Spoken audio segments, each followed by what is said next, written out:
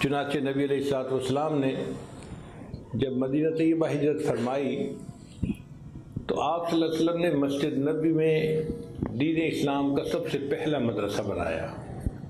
وہ کوئی عمارت نہیں تھی، چھوٹی سی ایک جگہ تھی جو تقریباً 1 فٹ یا کچھ اور اونچی تھی۔ اونچی جگہ کو چبوترا کہتے ہیں۔ تو وہ ایک چبوترا سا بھرا ہوا تھا۔ کچھ حضرات جو مہاجرین اور انصار میں سے تھے وہ وہاں آ کر بیٹھ جاتے تھے اور اللہ کے محبوب صلی اللہ علیہ وسلم ان کو دین سکھاتے تھے۔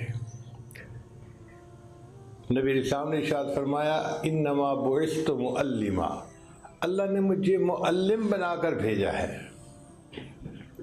تو ان کے معلم اعظم اور مرشد اعظم اللہ کے محبوب صلی اللہ علیہ وسلم تھے، اور ان کی تعداد کم و بیش ہوتی رہتی تھی، مگر 70 کے قریب ان کی تعداد کتابوں میں لکھی گئی ہے۔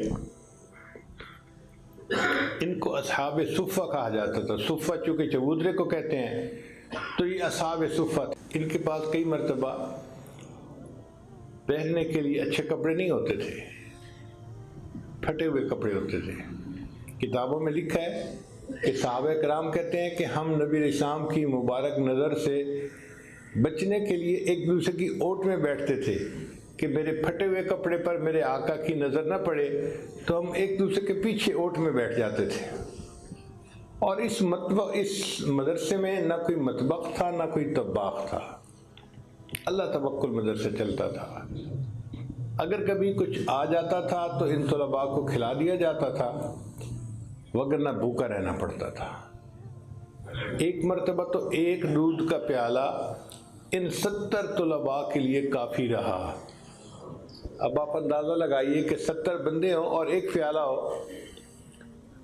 تو ایک پیالہ کیا کرتا ہے، مگر 70 بندوں نے خوب جی بھر کے دودھ کو پیا۔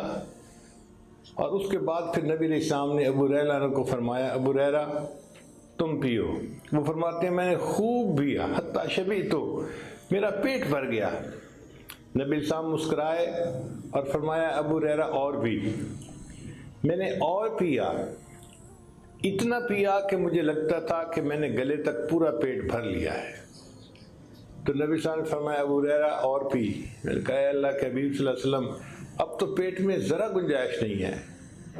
تو نبی علیہ السلام نے وہ دودھ کا پیالہ لیا اور خود نوش فرمایا، اور تب جا کے دودھ ختم ہوا۔ برکتوں کا نزول ایسا تھا، ایک پیالہ دودھ 70 طلباء کو پورا ہو جاتا تھا۔ اور یہ طلباء اللہ کے بڑے پیارے بندے تھے۔ ان کے سلیبس کا نام تھا قرآن عظیم الشان۔ جیسے آپ طلباء درس نظامی پڑھتے ہیں نا، مختلف کتابیں ہوتی ہیں، تو ان طلباء کے جو سلیبس تھا اس کا نام تھا قرآن عظیم الشان۔ اور نبی علیہ السلام قرآن مجید کی ان کے سامنے تفصیل بیان کیا کرتے تھے، لِتُبَيِّنَ لِلنَّاسِ مَا نُزِّلَ إِلَيْهِمْ۔ ہر مدرسے کے اوقات ہوتے ہیں، صبح 8 بجے سے لے کے 2 بجے تک، پھر چھٹی ہو جاتی ہے، پھر شام کو تکرار کے لیے پھر طلباء اکٹھے ہوتے ہیں اور اپنا سبق یاد کرتے ہیں۔ یہ ایسا مدرسہ تھا کہ جس کے اوقات کار تھے 24 گھنٹے، دن رات کے کسی وقت میں بھی نبی علیہ السلام مسجد میں تشریف لاتے تو وہ ان طلباء کو دین سکھایا کرتے تھے۔ حدیث مبارکہ میں ہے ایک مرتبہ نبی علیہ السلام تہجد کے لیے مسجد نبوی میں تشریف لائے تو ایک طرف ابوبکر صدیق لانو تہجد کی نماز پڑھ رہے تھے، اور تھوڑا فاصلے پہ حضرت عمر بن خطاب لانو تہجد کی نماز پڑھ رہے تھے۔ فرق یہ تھا کہ ابوبکر صدیق تو خفی تلاوت کر رہے تھے آہستہ آواز میں، اور عمر لانو وہ ذرا بلند آواز سے جہر سے قرات کر رہے تھے۔ جب دونوں نے نماز پڑھ لی تو حاضر خدمت ہوئے، تو نبی علیہ السلام نے پوچھا کہ ابو بکر تم اتنا آہستہ کیوں پڑھ رہے تھے، تم اتنا آہستہ کیوں پڑھ رہے تھے؟ تو ابو بکر صدیق نے جواب دیا اے اللہ کے نبی صلی اللہ علیہ وسلم، میں اس ذات کو سنا رہا تھا جو سینوں کے بھید جانتی ہے، مجھے اونچا پڑھنے کی کیا ضرورت تھی؟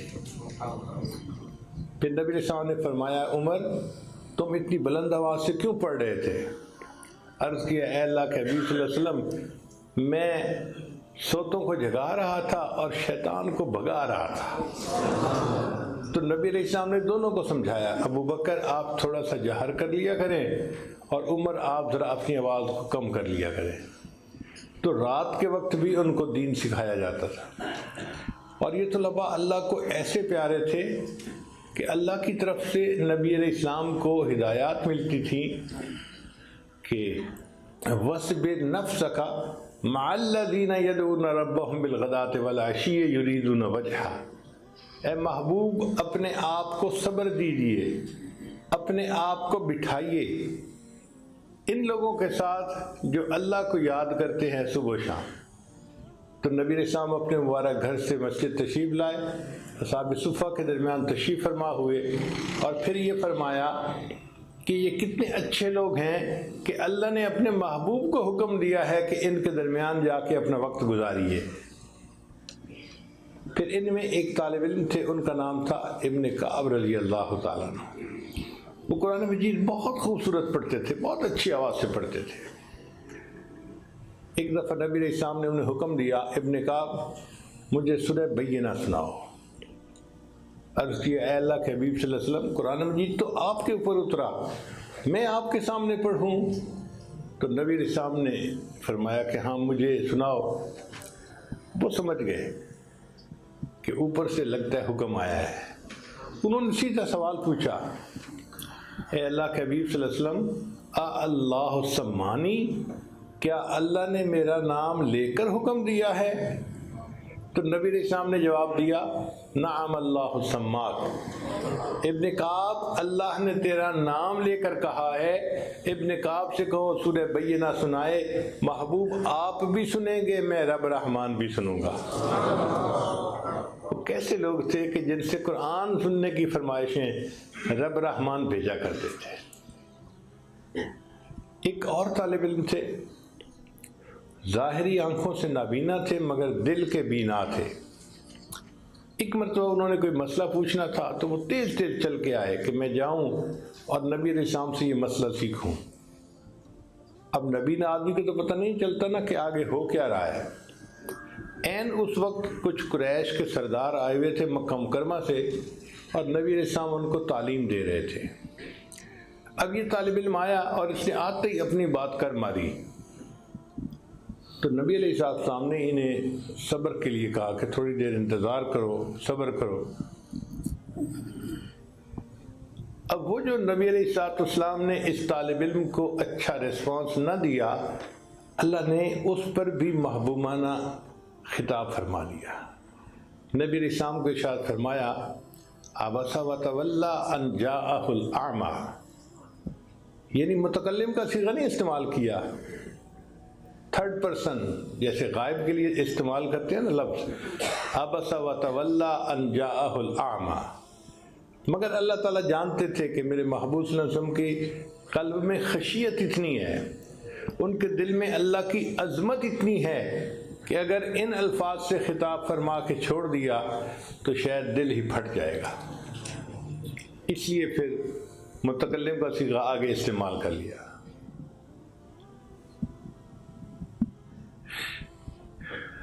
ہر مدرسے میں امتحان ہوتا ہے، اس مدرسے کے طلباء کا بھی امتحان ہوا۔ جو ممتحن ہوتے ہیں وہ کبھی کبھی مدرسے کے اپنے استاد ہوتے ہیں اور کبھی باہر سے آتے ہیں، تو اس مدرسے کے طلباء کا بھی امتحان ہوا، مگر ان کا امتحان کس نے لیا؟ اللہ رب العزت نے لیا۔ اولئک الذین امتحن اللہ، یہ وہ لوگ تھے جن کا امتحان اللہ نے لیا۔ اللہ اکبر کبیرہ، بھئی اللہ نے کس کا امتحان لیا؟ اللہ فرماتے ہیں میں نے ان کے دلوں کو جانچا، ان کے دلوں کو دیکھا، اور ان کے دلوں کو میں نے تقوی سے بھرا ہوا پایا۔ وَأَلْزَمَهُمْ كَلِمَةَ التَّقْوَى وَكَانُوا أَحَقَّ بِهَا وَأَهْلَهَا، उनको अल्लाह ने तकवा के ऊपर साबित कदम पाया और वो इस बात के ज़्यादा मुस्तहिक थे और इस बात के ज़्यादा अहल थे। चुनांचे इम्तिहान लेने के बाद उनके पास होने की खुशखबरी दी जाती है।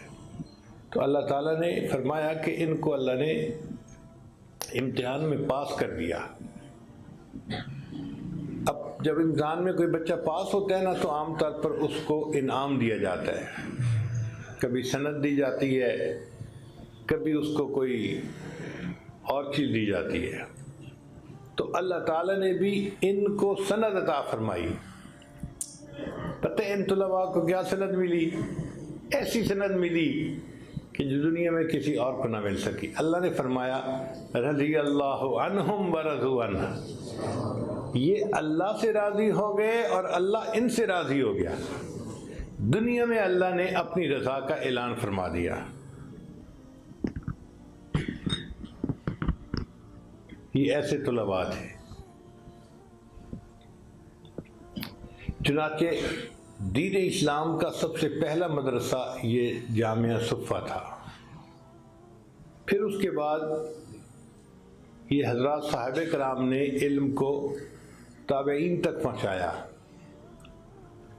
मदरसा किसी बिल्डिंग का नाम नहीं होता, मदरसा उस्ताद और शागिर्द का नाम होता है।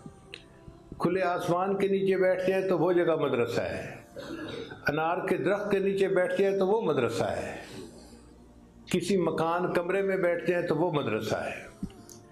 चुनांचे इन हजरात ने आने वाली नस्लों को दीन पढ़ाया और दीन के आगे मदारिस शुरू हो गए। अब आज जिस मदरसे में हम बैठे हैं, ये उसी असहाब सुफ़ा का जो मदरसा था, उस सूरज की फूटी हुई किरणों में से एक किरण है। एक किरण है जो आकर यहाँ पड़ी और अल्लाह ने यहाँ पर भी इस मदरसे को जारी फरमा दिया। वीडियो के नीचे सब्सक्राइब के बटन पर क्लिक करें, बेल के आइकॉन पर क्लिक कीजिए ताकि हर नई वीडियो की नोटिफिकेशन आपको मिल जाए, और थम्स अप का बटन दबाकर इस वीडियो को लाइक करें।